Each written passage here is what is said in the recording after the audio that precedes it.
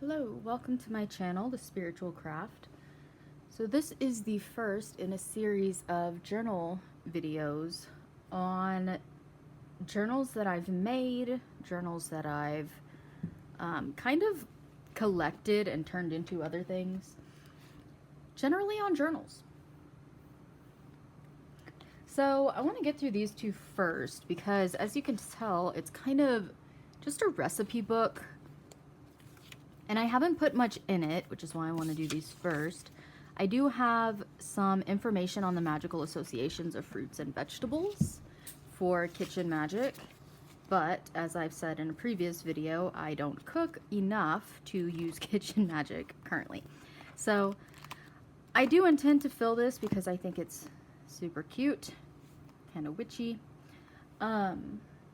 I do intend to fill it, but it's not there yet. So that's a work in progress. This is another that I found, and I probably won't keep coupons in it. I might cover that and put recipes. But I do intend to keep little recipes in here. So those are kind of my cookbook type things for some kitchen magic that I haven't actually gotten into, but at some point I will go there. This one I think I can get through. I'm gonna save these for last because they're my favorites. So this one is my dream journal. I've been kind of not great about dream journals recently. That's fine. So this is what I'm currently using. So I do have my most common dream symbols that I can put in here. As you can tell, I've been really bad about filling this out because January through May is empty. So June 1st, it's actually the 3rd. I'm filling this out every day. I also have, as you can tell down here, the common emotions that I might feel in my dreams. So this is supposed to show me kind of what my dream symbols are, which should help me to lucid dream. So that's what I'm using currently, kind of, for my dream journal. As well as one that I've kind of just worked up on the computer. This is May. I didn't do anything in May. I need to create a new one for June. But these are the main things that I'm looking for in my dream journal. So a theme or even a title. Titles are really helpful for remembering. So the theme, setting, characters, dream mood, what kind of dream it is. So continuing or recurring. If I have a lucid dream, that one's outlined in gold in my actual tracker, because those are important. And level of importance. So I do have space to write in there, put any dream symbols so that I can learn to recognize those, and even a space for a picture, because that's the whole reason I started learning to draw. And I don't really draw my dreams. And then act space. So that is currently my dream journal, what I'm working with. This is an apothecary journal. So I got an apothecary book and basically learned all that I could about making soaps and cleaners and shampoo and all of that. So this is my notes on all of that. So an apothecary journal for making soaps. And I have started making soaps. I'll do a video or 2 or 3 on some of the soaps. I guess I should call it, I melt soap rather than make soap.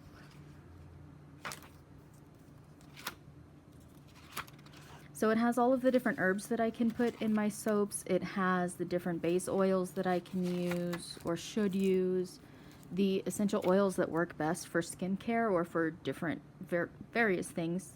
What would be good for cleaning products versus what would be good for like teeth brushing, things like that. So that is my, as you can tell, I use it a lot. That's my apothecary journal. These two are kind of my favorite, and of course they're still a work in progress, 2 separate works in progress. This is my tarot journal, and I'm pretty proud of how this came out. So I have my tarot numerology, and these were just printable cards. I did have to shrink them because they were still bit large. They're mini cards, but as you can tell, I printed them really tiny. So this is my astrology and tarot. I actually did a lot of the astrology and tarot, so still working on it. So not only the sun sign, but also the moon sign and the ascendant and all of the signs that all of the different planets are in. So I actually did quite a bit on that. These are the major arcana. So main planet or sign, as well as their number and keyword. I actually forgot I had this. I should really be using this more often. This is like a 16 to 20 question long spread in tarot cards. So it's quite a bit, but it's basically a tarot interview spread. It's really cool. So you get to know your tarot cards and you can ask questions about the deck itself, like as its own energy, and then how it feels about working with you. That's the us. Is the deck comfortable working with other people kind of thing? How would it be most comfortable? What's the me? I think it's like, how do you picture me? When I asked mine this question, I got, oh, what did I get? King of Swords, I think. The authority card. So I thought that was pretty interesting. But I want to fix it before I write it all down because I want to make sure that it works. So these are various 3-card variations that I use most often, the past, present, future, and I don't even do it knowingly. I think that's just the most, my tarot deck seems to be most comfortable with that because I notice when I interpret the readings, it's always past, present, and barely future. Actually, it's from the distant past up to the present. Then 5-card variation. So I actually do more 5-card draws than I do 3-card draws, but it kind of just ends up that way. So maybe I should lay out the actual prompts that I'm using, because I don't think I've been consistent in that, but obviously I need to fill out that page. So I have a spread for dream themes. I'm noticing how much I really need to fill this in. And I have all of the notes, even in another journal. I think it's this one. But the dream theme is basically to ask, what did this recent dream mean? What's the message it's trying to convey? What should I do about it? What was it sparked from, generally, is the dream theme. And then angel messages. I have not done an angel messages reading yet, which is why this page is totally blank. But I do have a couple angel tarot cards there, Raphael and Michael. Hero's Journey from Carl Jung. I haven't put that in there either because that's also, I think, like a 12 to 16-ish card spread. It might be 10. 10 to 12 perhaps. Astrological read. So this is going in accordance with the houses, I believe. Are these my houses? Yeah, with the 12 houses. So it's a 12-card reading. This one might be good to do, for example, on a solar return or on a lunar return, perhaps. Because you wouldn't want to do a 12-card draw very often. I do have some notes to self about what I'm going to put in there. So I found an idea on putting your family into tarot, or basically choosing a card for every significant person. Sounds bad. Significant person in your family. So that you know when those cards come out that they're referring to somebody that you know. So these would likely be the court cards in tarot because those are often representing other people. Okay, and this is where I was going to start. I'm falling behind, as you can see. This is where I was going to start an actual tracker. I will. I don't think I'm there yet. I'm working on doing a 1-card pool every day, but I'm not quite to the tracking point of that. I'm still trying to get the hang of my bullet journals which you can see, what number video is that? It's in the series. Personal meaning, so this will be like a dictionary for me, specifically on what the cards have come to represent once I get really comfortable with them. And then my wish list for different tarot decks. So these are just a few of the ones that I've seen and love. I would love to get my hands on at some point in time. So that is my tarot journal. And then the last one I'm going to show for this first part is my moon journal. So this one, I think, if I recall correctly, I got from Hobby Lobby. I just loved the design. And I've decided, because it looks, I mean, it reminds me of the sky, of course. It's all starry. So I made this my moon journal. So on the first page, I have all of the correspondences here for the moon. I really liked the silver and blue theme. So all of the correspondence is there.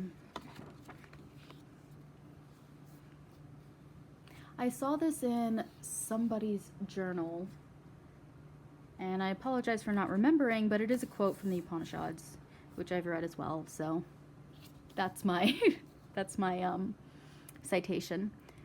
So again, this is not my original artwork here. I mean, I did draw this, but I got the idea from, I think it's called Moon Magic. A lot of the little sketches that I do, I'm not terribly creative, so I like to get ideas from other books or Google or, you know, what have you. So kind of smeared, but I like it. I really liked that, the wispiness quite a bit. So these are some of the moon goddesses. I actually did this on one of the first SBATs that I celebrated.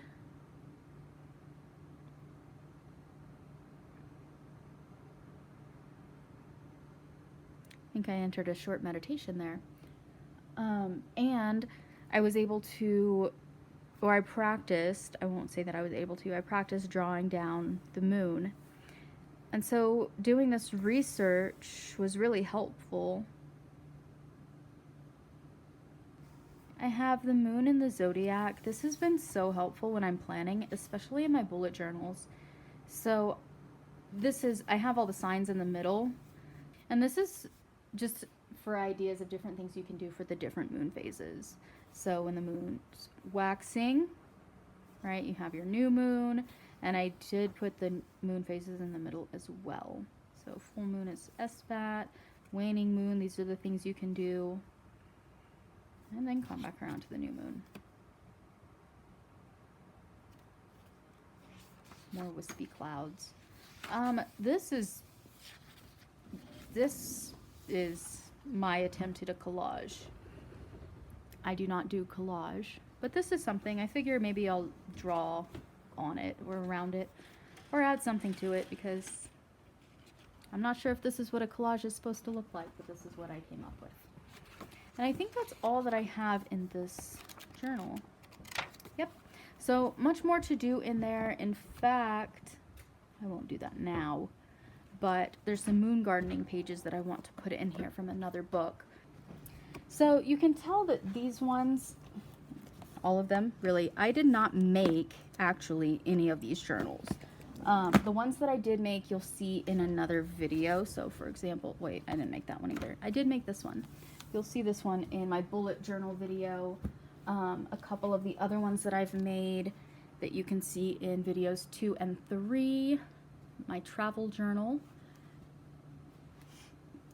So some of them I have made kind of from scratch, I would say. I guess I didn't make the paper, but I put a lot of effort into actually making the journals. So thank you for watching. If you enjoyed this, please continue watching the journal series, like and subscribe.